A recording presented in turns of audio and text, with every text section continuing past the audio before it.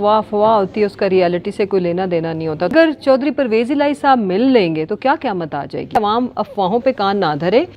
वज़ीर साहिबा ये बताइएगा कि इसहाक डार के साथ जो मुलाकातों का सिलसिला चल रहा था सदर मुमलिकत का, अब इसहाक डार लाहौर में है। एक अफवाह है लाहौर में कि शायद उनकी मुलाकात वज़ीर आला पंजाब से भी हुई है, तो बतौर तर्जुमान वज़ीर आला पंजाब आप इस बात की तस्दीक करेंगी या तरदीद? मैं इसलिए तरदीद करूँगी कि अफवाह होती है, उसका रियलिटी से कोई लेना देना नहीं होता। तो ऑलरेडी आपने ख़ुद भी तो तरदीद कर दी है ना। अगर ये न्यूज़ होगी तो सामने आ जाएगी। अफवाह तो इस मुल्क में मेरा ख़्याल है कि इनका कारोबार ज़िंदगी, इनकी सियासत अफवाहों पे मबनी है, झूठे प्रोपेगेंडा पे मबनी है, कन्फ्यूजन फैलाने पे मबनी है।